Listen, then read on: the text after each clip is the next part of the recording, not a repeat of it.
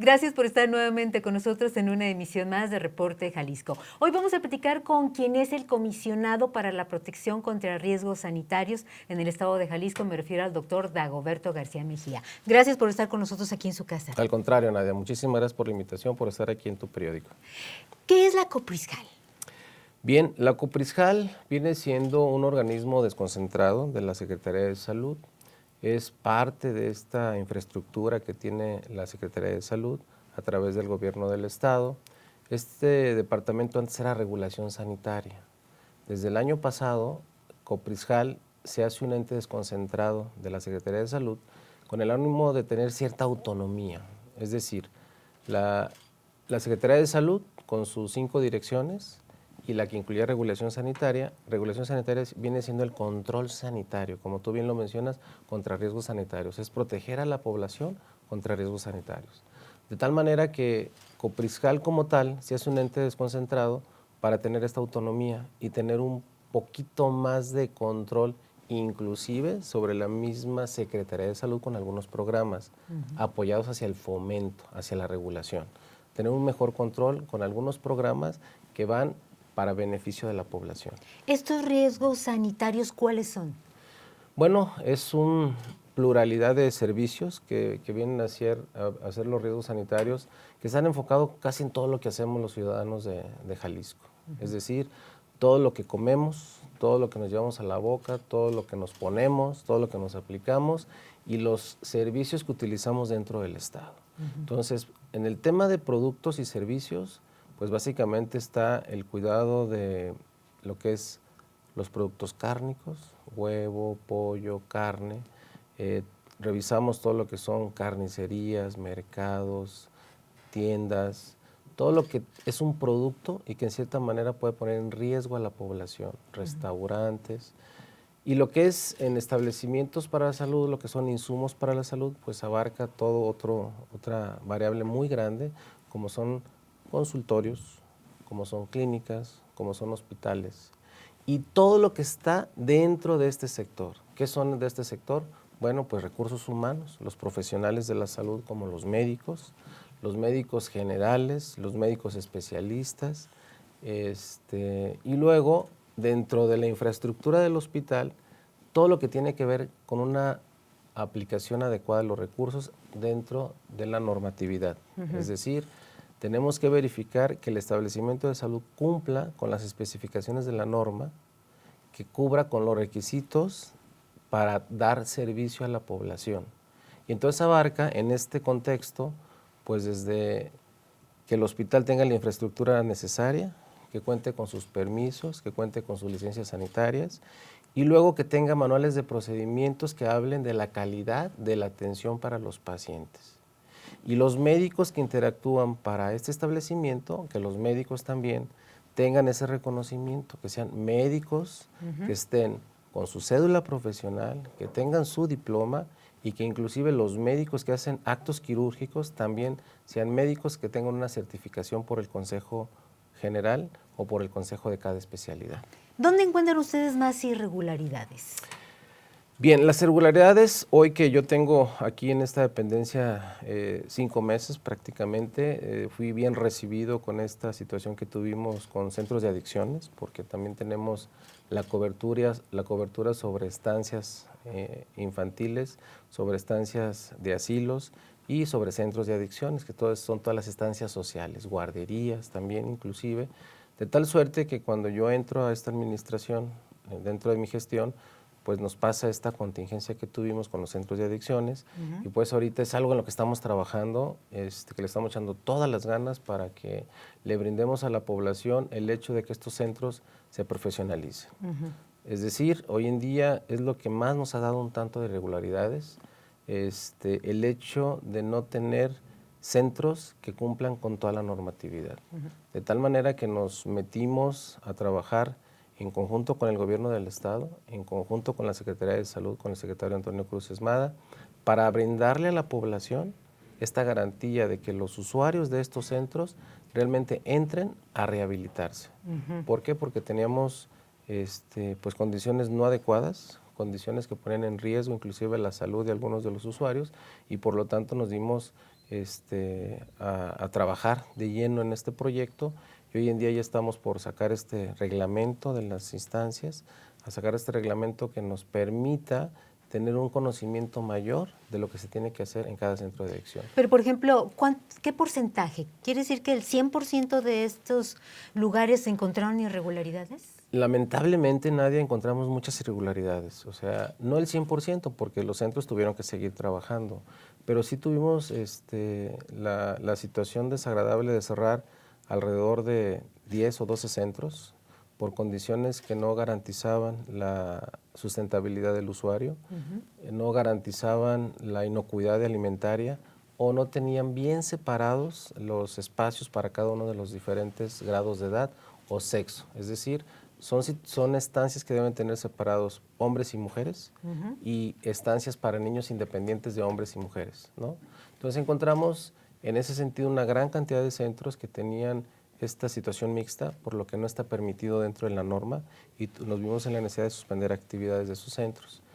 Te puedo hablar que más o menos en total se hizo una revisión de 251 centros en el estado de Jalisco, la mayoría metropolitanos. De estos centros finalmente quedaron nada más ahorita trabajando y teniendo acciones 142 centros, ¿no? Bien.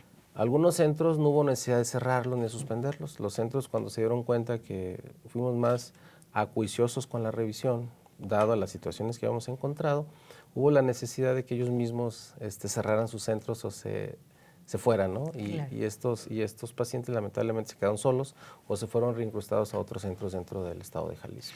Se ha proliferado estas estéticas, yo creo que, bueno, las mujeres son vanidosas, ¿no? Y la vanidad lleva a encontrar algunos lugares donde se ayuden para que se vean mejor.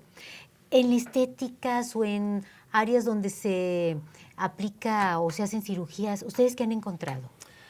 Bien, ahí tenemos una situación muy problemática en el estado, pero no nada más en el estado, sino a nivel nacional, en donde hay una ocupación de áreas que son prácticamente del médico profesionista, en este caso el cirujano plástico, y que son ocupados por algunos profesionistas que son esteticistas, pero que no tienen el grado académico de cirujanos plásticos.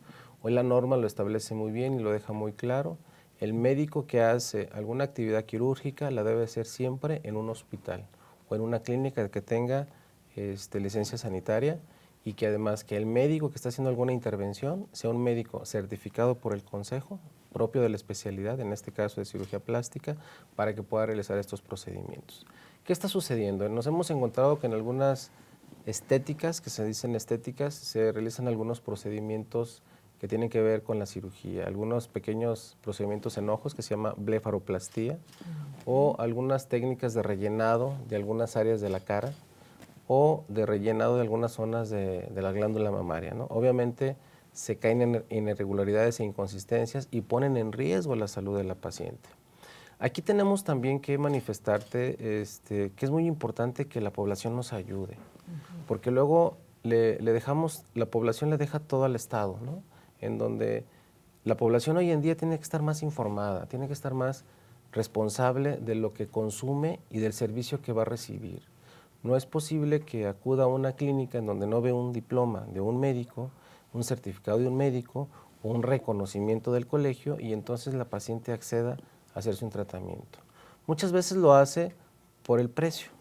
Entonces piensa que se ahorra algo desde el punto de vista económico, pero cuando aparece una complicación se triplica este gasto.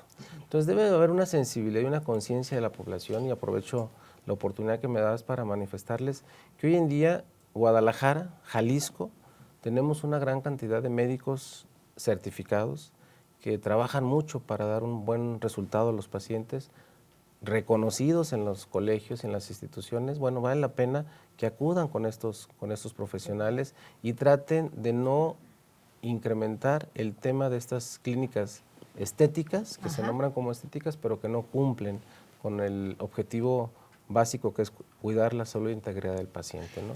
¿Cuántas clínicas estéticas han ustedes encontrado?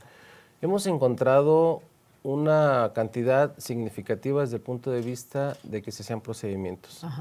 Gracias a esta verificación y control que hemos hecho de 2 años a la fecha, cuando surge esta problemática en el Estado, puedo decirte que hemos bajado significativamente este tipo de establecimientos. Hoy en día tenemos más oportunidad de revisar estos centros y te puedo manifestar que ya son pocos realmente los que hacen esta actividad.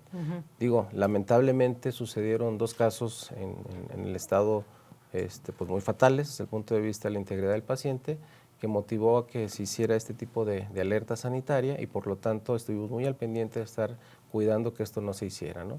Ahorita tenemos un proceso trabajando con los médicos esteticistas en donde le estamos haciendo ver cuál es su competencia específica de atención para estas pacientes y el cirujano plástico cuáles son sus competencias específicas para cada atención. Y esto lo hace, por un lado, el departamento escolar a través de la Universidad de Guadalajara, a través de la Autónoma, como un ente multifactorial, las profesiones del Estado, sí, Coprisjal y obviamente la Secretaría de Salud. Entonces, con esta situación a manera de consejo, a manera de consejo y de consenso, pues se hace este reconocimiento a los médicos para manifestar y reconocer tanto en hospitales o en medios cuáles son los médicos que cuentan con esta capacidad y con estas competencias, ¿no? ¿Y a cuántos o qué porcentaje han aconsejado para que sigan estos lineamientos? ¿De los pacientes? De las instituciones. No, las instituciones están obligadas. Es decir, mira, por ejemplo, los hospitales particulares, dentro de su compromiso como instituciones competitivas, tienen que certificarse también. Hoy en día, en el estado de Jalisco, tenemos una estadística más o menos como de 230 hospitales privados, grandes, pequeños y medianos. Dentro de la Asociación de Hospitales Particulares de Jalisco están reconocidos alrededor de 48 hospitales. De estos 48 hospitales hoy en día tenemos la gran reconocimiento a nuestros hospitales de Jalisco, ya que 17 de ellos cuentan con la certificación por el Consejo General de Salud. El Consejo General de Salud es el que marca estos estándares de calidad homologados con una institución internacional que es la Young Commission. Entonces, de tal manera que el hospital particular reconocido en el Estado, certificado por este consejo, garantizan que la atención de sus procesos reúnen estos conceptos de calidad de la atención. Y dentro de estos procesos obliga a que el médico que participa en ese hospital debe ser un médico certificado. Este médico certificado también es visto por el comité del hospital que avala que ese médico puede hacer una apendicectomía o puede hacer una colecistectomía o puede hacer cirugía de mama o puede hacer cirugía de cara. Entonces es lo que se le brinda como un atributo para ese médico, un reconocimiento de su competencia. Y entonces eso es lo que hace el hospital.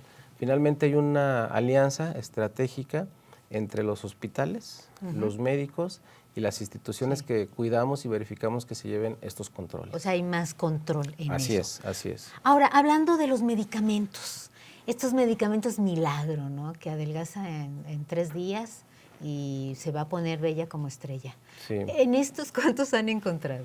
Hemos encontrado un buen número, sobre todo en mercados. En mercados hemos suspendido muchos locales comerciales y sobre todo también lo que está enfocado a publicidad. Es decir, todos los productos milagro, que digo, se definen así dentro de la cultura de la población, están definidos como aquellos productos que avalan mucho la curación de algo o que te van a rebajar de peso de forma inmediata. Es decir, tomes estas cápsulas o tomes estos polvos o disuelva este medicamento y en 2 semanas te va a bajar 10 kilos. O tómese esto y si está propensa a un cáncer, le va a quitar el cáncer. O tómese esto y si usted es prediabético, usted ya no va a tener azúcar en la sangre. Todo ese tipo de productos, obviamente, tenemos que alertar a la población que no hay medicamento que cure en 2 semanas alteraciones crónico-degenerativas o pacientes que tengan cáncer. Lamentablemente, tenemos que trabajar mucho en educación para la población para que entiendan que un paciente diabético, un paciente hipertenso o un paciente con cáncer son pacientes ya con una enfermedad que tenemos que controlarlos. Ya eso no se cura, se controla. El cáncer en sus diferentes etapas podemos curarlo o controlarlo, pero no lo podemos quitar de entrada. Y es muy triste que a veces hay pacientes que, dada el eslogan del producto, a veces suspenden sus tratamientos y eso nos complica la atención en estos pacientes. Entonces, la advertencia para la población es, todos aquellos productos maravillosos, productos milagro, hay que revisarlos y hay que platicarlos con el médico. Que el médico finalmente tiene la característica de revisar el producto y el producto debe tener una etiqueta en donde manifieste qué contiene este producto y que además este medicamento debe estar con su registro sanitario en COFEPRIS para que el producto sea o pueda administrarse al paciente. Mientras tanto, mientras no tenga este etiquetado que no garantice la característica del producto, pues siempre hay que dudar del mismo, inclusive hay que hacer una denuncia. Muy bien. ¿Ustedes han quitado del mercado algunos? Sí. Hemos, más o menos, Nadia, el año pasado retiramos alrededor de 200 productos de esta especie, ¿no? Inclusive algunos con nombre que tuvieron alguna alerta sanitaria y que en cierta manera como Copriscal tenemos que evitar que ese producto se ingiera porque puede provocar daño a la población. Es la alerta sanitaria que tenemos. Si un ciudadano quiere poner alguna denuncia o duda de algún establecimiento, ¿dónde puede ir? Directamente con nosotros o puede marcarnos a través de 01800 Sanijal y con todo gusto ahí le recibimos la llamada. Tenemos una persona las 24 horas del día contestando y al pendiente del teléfono para estas alertas sanitarias. Y finalmente, ¿qué le hace falta a Copriscal? ¿Qué le hace falta? Bueno, te puedo decir que hay una verdadera intención de trabajar y de seguir cumpliendo con los estándares. Estamos trabajando en un tema muy importante porque quiero decirte que nosotros estamos aliados con COFEPRIS, que es nuestro órgano regulador, rector de la Secretaría de Salud en el tema de Copriscal. COFEPRIS hoy en día está con una campaña en la cual estamos nosotros inmersos en ella, ¿no? 5 principios y 15 acciones. Dentro de esos 5 principios está lo que es el término de la ética, la técnica, la eficiencia, la competitividad y la globalidad.